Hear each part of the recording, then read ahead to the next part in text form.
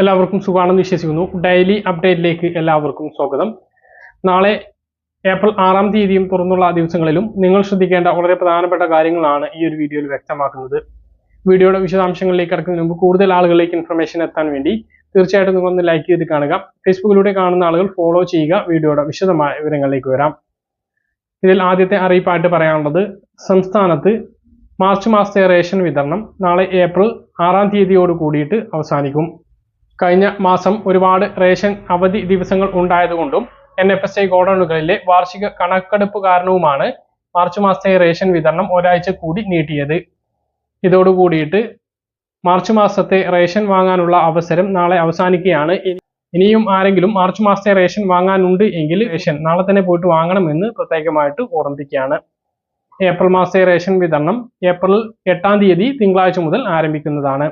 എന്തെല്ലാം വിഹിതങ്ങളെല്ലാം ലഭിക്കും എന്ന് നമ്മൾ മുമ്പ് പറഞ്ഞിരുന്നു. ഡിപ്പാർട്ട്മെന്റ് അറിയിപ്പ് ഞായറാഴ്ച വരുന്നതാണ്. അപ്പോൾ നിങ്ങൾ കൃത്യമായിട്ട് അത് ഒന്നുകൂടി വ്യക്തമായി അറിയിക്കുന്നതാണ്. മറ്റൊരു പ്രധാനപ്പെട്ട കാര്യം പെൻഷന്റെ കാര്യമാണ്. കഴിഞ്ഞ ദിവസം നമ്മൾ സൂചിപ്പിച്ചിരുന്നു. ഇപ്പോഴും പല ആളുകളും കമന്റ് ചെയ്യുന്നത് 3200 രൂപ മുമ്പ് ലഭിക്കുമോ എന്നുള്ളതാണ്. ഇതിൽ വ്യക്തമായിട്ട് നമ്മൾ കാര്യങ്ങൾ പറഞ്ഞതാണ്, എങ്കിലും ഒന്നുകൂടി വ്യക്തമാക്കുന്നു.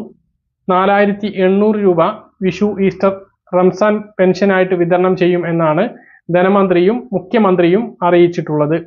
ഇതിൽ 1600 രൂപയുടെ വിതരണം കഴിഞ്ഞു. പല ആളുകൾക്കും സാങ്കേതിക കാരണങ്ങളാൽ മുടങ്ങിയിട്ടുണ്ട്. അതൊഴിച്ചാൽ ബാക്കി എല്ലാ ആളുകൾക്കും ആ തുക ലഭിച്ചിട്ടുണ്ട്. ഇനി 3200 രൂപയുടെ വിതരണമാണ്. ഉത്തരവ് ഇതുവരെ ധനവകുപ്പിന്റെ വെബ്സൈറ്റിൽ വന്നിട്ടില്ല. ഉത്തരവ് വരുന്ന സമയത്തും വിതരണം തുടങ്ങുന്ന സമയത്തും കൃത്യമായി നിങ്ങളെ അറിയിക്കുന്നതാണ്. നിങ്ങൾ ഒരു പേടിയും പേടിക്കേണ്ട. ഈ പെൻഷൻ വിതരണം വൈകില്ല. 14-ാം തീയതിക്ക് മുമ്പ് പെൻഷൻ വിതരണം ആരംഭിക്കുക തന്നെ ചെയ്യും. കാരണം 26-ാം തീയതി 10 ദിവസത്തിനപ്പുറം ഇലക്ഷൻ ആണ്. അതുകൊണ്ട് ഇതിൽ ഒരു വിട്ടുവീഴ്ചയും സർക്കാർ കാണിക്കില്ല. ഈ പെൻഷൻ എല്ലാവർക്കും കൃത്യമായിട്ട് തന്നെ ലഭിക്കുന്നതാണ്. അതിനുശേഷമുള്ള കാര്യം നമ്മൾ പിന്നീട് ആലോചിച്ചാൽ മതി. ഇപ്പോൾ 3200 രൂപ അത് എല്ലാവർക്കും വിഷുവിനോടനുബന്ധിച്ച് വിതരണം ചെയ്യും. ഇലക്ഷന് മുമ്പ് കൈകളിൽ സ്വീകരിക്കുന്ന ആളുകൾക്ക് പോലും ആ ഒരു തുക എത്തിച്ചേരുന്നതാണ്. മറ്റൊരു പ്രധാനപ്പെട്ട കാര്യം പറയാനുള്ളത്, വീടുകൾ കൂടുതൽ ദിവസത്തേക്ക് അടച്ചുപൂട്ടി പോകുന്ന ആളുകൾ അത് പോലീസിനെ മുൻകൂട്ടി അറിയിക്കണം എന്ന് കേരള പോലീസ് അറിയിച്ചിട്ടുണ്ട്. ഫേസ്ബുക്ക് പേജിലൂടെയാണ് ഈ കാര്യം വ്യക്തമാക്കിയിട്ടുള്ളത്. ഇതിനു വേണ്ടിയിട്ട് പോൾ ആപ്പിന്റെ സഹായം ഉപയോഗിക്കാം. പോൾ ആപ്പിലെ ലോക്ക്ഡ് ഹൗസ് എന്ന ഓപ്ഷനിൽ ക്ലിക്ക് ചെയ്തുകൊണ്ട് നിങ്ങളുടെ വീടിന്റെ വിവരങ്ങളും എത്ര ദിവസത്തേക്കാണ് പോകുന്നത് എന്നുള്ള കാര്യങ്ങളെല്ലാം വ്യക്തമായിട്ട് അറിയിക്കാവുന്നതാണ്. എന്നാണ് പോകുന്നത്, എങ്ങോട്ടാണ് പോകുന്നത്, എത്ര ദിവസം വീട്ടിൽ ഉണ്ടാകുകയില്ല എന്നുള്ള കാര്യം കൂടി നിങ്ങൾ ഈ പോൾ ആപ്പിലൂടെ അറിയിച്ചു കഴിഞ്ഞാൽ നിങ്ങളുടെ വീടും പരിസരവും പോലീസ് നിരീക്ഷണത്തിലായിരിക്കും. പരമാവധി 14 ദിവസം വരെ പോലീസ് ഈ കാര്യങ്ങൾ നിരീക്ഷിക്കുന്നതാണ് എന്ന് കേരള പോലീസ് ഫേസ്ബുക്കിലൂടെയും മറ്റ് വാർത്താക്കുറിപ്പിലും അറിയിച്ചിട്ടുണ്ട്. അപ്പോൾ എല്ലാ ആളുകളും ഈ കാര്യം ശ്രദ്ധിക്കുക. പൂട്ടിക്കിടക്കുന്ന വീടുകൾ കേന്ദ്രീകരിച്ച് മോഷണങ്ങൾ പെരുകിയതിന്റെ അടിസ്ഥാനത്തിലാണ് കേരള പോലീസിന്റെ ഈ മുന്നറിയിപ്പ് നൽകിയിട്ടുള്ളത്. നമുക്കറിയാം, വേനലവധി ആയതിനു ശേഷം പല ആളുകളും പല സ്ഥലങ്ങളിലേക്കും യാത്ര പോകുന്നതും കുടുംബ വീടുകളിലേക്കോ അല്ലെങ്കിൽ വിദേശങ്ങളിലേക്കോ വിനോദയാത്രക്കോ പോകുന്ന സാഹചര്യങ്ങളുണ്ട്. ഈ ഒരു സാഹചര്യത്തിൽ കൂടിയാണ് പോലീസ് ഈ മുന്നറിയിപ്പ് നൽകിയിട്ടുള്ളത്. എല്ലാവരും ആ കാര്യം ശ്രദ്ധിക്കുക. മറ്റൊന്ന്, വൈദ്യുതി മീറ്റർ മാറ്റി സ്ഥാപിക്കാൻ KSEB ഇപ്പോൾ അറിയിച്ചിട്ടുണ്ട്. മീറ്റർ റീഡിങ്ങിന് എത്തുന്ന ആളുകൾക്ക് സുഗമമായി റീഡ് ചെയ്ത് പോവാൻ കഴിയുന്ന വിധത്തിലേക്ക് വൈദ്യുതി മീറ്ററുകൾ മാറ്റി സ്ഥാപിക്കണം എന്നാണ് KSEB അറിയിച്ചിട്ടുള്ളത്. പല സ്ഥലങ്ങളിലും റീഡർമാർക്ക് പലപ്പോഴും കടന്ന് ചെല്ലാൻ കഴിയാത്ത വിധത്തിലാണ് മീറ്ററുകൾ സ്ഥാപിച്ചിട്ടുള്ളത്. ഇത് സുഗമമായി മീറ്റർ റീഡിംഗ് എടുക്കാൻ കഴിയാത്ത ഒരു സാഹചര്യം ഉണ്ടാക്കുന്നു. സംസ്ഥാന വൈദ്യുതി റെഗുലേറ്ററി കമ്മീഷൻ പുറത്തിറക്കിയിട്ടുള്ള കേരള ഇലക്ട്രിസിറ്റി സപ്ലൈ കോഡ് 2024 പ്രകാരം 2 ബില്ലിംഗ് കാലയളവുകൾക്ക് അപ്പുറം റീഡിംഗ് ലഭ്യമാകാതിരുന്നാൽ നേരിട്ട് നോട്ടീസ് നൽകുന്നതാണ്. അതിലും പരിഹാരമായിട്ടില്ല എങ്കിൽ വൈദ്യുതി ബന്ധം വിച്ഛേദിക്കുമെന്നും KSEB അറിയിച്ചിട്ടുണ്ട്. ദീർഘനാളത്തേക്ക് വീട് പൂട്ടി പോകുന്ന ആളുകൾക്ക് KSEBയുടെ സെക്ഷൻ ഓഫീസുകളിൽ എത്തിക്കൊണ്ട് റീഡിംഗ് എടുത്ത് മുൻകൂട്ടി പണം അടക്കാനുള്ള സൗകര്യം ഉണ്ട് എന്നും KSEB അറിയിച്ചു. ഇനി നിങ്ങൾ ശ്രദ്ധിക്കേണ്ട മറ്റ് ചില അറിയിപ്പുകൾ നോക്കാം. KSEBയുടെ തന്നെ മറ്റൊരു അറിയിപ്പാണ് ഇനി പറയുന്നത്. വൈദ്യുതി വിതരണം തടസ്സമില്ലാതെ തുടരാൻ ഉപഭോക്താക്കൾ സഹകരിക്കണം എന്ന് അറിയിപ്പുമായി KSEB രംഗത്ത് വന്നു.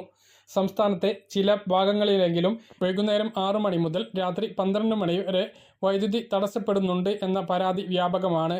ഇത് സംഭവിക്കുന്നത് വൈദ്യുതിയുടെ ഉപയോഗം വളരെ കൂടുതലായത് കാരണമാണ്. ലൈനിൽ ലോഡ് കൂടി ഫ്യൂസ് പോകുന്നതും വോൾട്ടേജിൽ ഗണ്യമായ കുറവുണ്ടാകുന്നത് കാരണമാണ് ഇത് എന്നും KSEB അറിയിച്ചു. ചൂട് കാരണം AC-യുടെ ഉപയോഗം വളരെയധികം കൂടിയതും രാത്രി സമയത്ത് വൈദ്യുതി വാഹനങ്ങൾ കൂടുതലായി ചാർജ് ചെയ്യുന്നതും വൈദ്യുതി വിതരണ സംവിധാനത്തെ കാര്യമായി തന്നെ ബാധിച്ചിട്ടുണ്ട്. വൈകിട്ട് 7 മണിക്കു ശേഷം പ്രസരണ വിതരണ ട്രാൻസ്ഫോർമറുകളുടെ ലോഡ് ക്രമാതീതമായി വർദ്ധിക്കുന്ന സ്ഥിതിയാണ് നിലവിൽ ഉള്ളത്. വൈദ്യുതിയുടെ ഉപയോഗം വളരെയധികം കൂടുന്നത് കാരണം ലൈനിൽ ലോഡ് കൂടി ഫ്യൂസ് പോകുന്നതും വോൾട്ടേജിൽ ഗണ്യമായ കുറവുണ്ടാകുന്നതും നിയന്ത്രിക്കാനാവാത്ത സ്ഥിതിയാണ് ഇന്ന് കേരളത്തിൽ ഉള്ളത്. കഴിഞ്ഞ 2 ആഴ്ചയായി സംസ്ഥാനത്തെ പ്രതിദിന വൈദ്യുതി ഉപയോഗം 10 കോടി യൂണിറ്റിന് മുകളിലാണ്.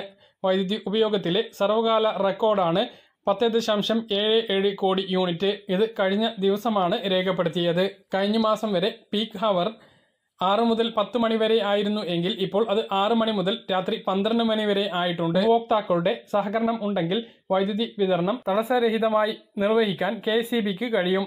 നിലവിലെ സാഹചര്യത്തിൽ രാത്രി സമയങ്ങളിൽ AC-യുടെ ഉപയോഗം ഒഴിവാക്കാനാകില്ല. എന്നാലും AC ഉപയോഗിക്കുന്ന ആളുകൾ 25 ഡിഗ്രി സെൽഷ്യസിലോ അതിന് മുകളിലോ ആക്കി നിലനിർത്തുകയാണ് എങ്കിൽ അത് വൈദ്യുതി ഉപയോഗം ഗണ്യമായി കുറയ്ക്കാൻ കഴിയും. മാത്രമല്ല അത് ശരീരത്തിന് ആരോഗ്യകരവുമാണ്. എല്ലാവരും ഒന്ന് മനസ്സ് വെച്ചാൽ പകൽ ചെയ്യാവുന്ന കുറെ പ്രവൃത്തികൾ വൈകിട്ട് 6 മുതൽ 11 വരെയുള്ള സമയത്ത് ഒഴിവാക്കാനാകും. തുണി കഴുകുന്നതും ഇസ്തിരി ഇടുന്നതും പമ്പ് സെറ്റുകളുടെ ഉപയോഗവും ഈ സമയത്ത് ഒഴിവാക്കണം. AC-കളുടെ ഉപയോഗം അത്യാവശ്യമായ മുറികളിലേക്ക് മാത്രമായി ചുരുക്കണം. ആവശ്യമില്ലാത്ത ലൈറ്റുകൾ അണയ്ക്കാം. ആവശ്യമില്ലാത്ത ഫില്ലിംഗ് സംവിധാനം ഒഴിവാക്കി പകൽ സമയത്ത് വെള്ളം പമ്പ് ചെയ്യുകയും ആവാം. വൈദ്യുതി ഉപയോഗിച്ചുള്ള പാചകം ഈ സമയങ്ങളിൽ ഫ്രിഡ്ജ് പ്ലഗിൽ നിന്നും ഊരി ഇടാൻ വേണ്ടി ശ്രദ്ധിക്കുക. കഴിവതും ഈ സമയങ്ങളിൽ ഒഴിവാക്കുക. രാത്രി സമയത്ത് നാം ഉപയോഗിക്കുന്ന വൈദ്യുതിയുടെ ഭൂരിഭാഗം കൽക്കരിയിൽ നിന്നുള്ളതാണ് എന്ന വസ്തുത എല്ലാ ആളുകളും മനസ്സിലാക്കണം.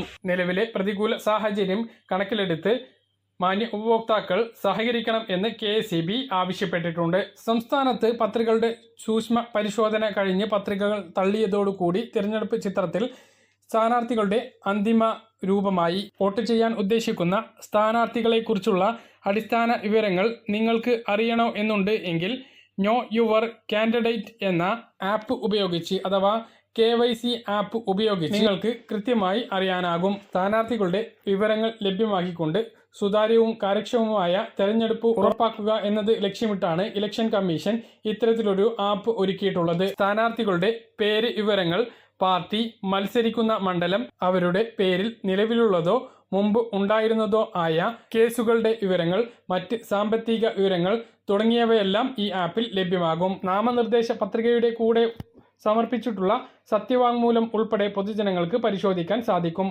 പ്ലേ സ്റ്റോറിൽ നിന്നും ആപ്പ് സ്റ്റോറിൽ നിന്നും ആപ്പ് ഡൗൺലോഡ് ചെയ്യാൻ സാധിക്കും.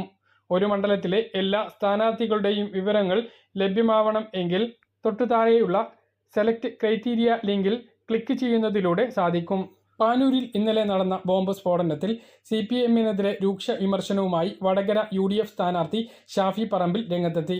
തെരഞ്ഞെടുപ്പിന് 3 ആഴ്ച മാത്രം ബാക്കി നിൽക്കെ CPM എന്തിനു വേണ്ടിയാണ് ബോംബ് നിർമ്മിക്കുന്നത് എന്ന് ഷാഫി ചോദിച്ചു. ബോംബ് കൊണ്ട് എന്തു സ്വാധീനമാണ് തെരഞ്ഞെടുപ്പിൽ CPM-ന് ഉണ്ടാക്കാൻ ശ്രമിക്കുന്നത് എന്നും ബോംബ് തെരഞ്ഞെടുപ്പ് സാമഗ്രിയായി കൊണ്ടു നടക്കുന്നതിൽ CPM കേരള സമൂഹത്തോട് മറുപടി പറയണമെന്നും ഷാഫി പറഞ്ഞു. ബോംബ് ശേഖരം കണ്ടെത്തുന്നതിന് വേണ്ടിയുള്ള റെയ്ഡുകൾ നടത്തണം എന്നും ഷാഫി പറമ്പിൽ വ്യക്തമാക്കി.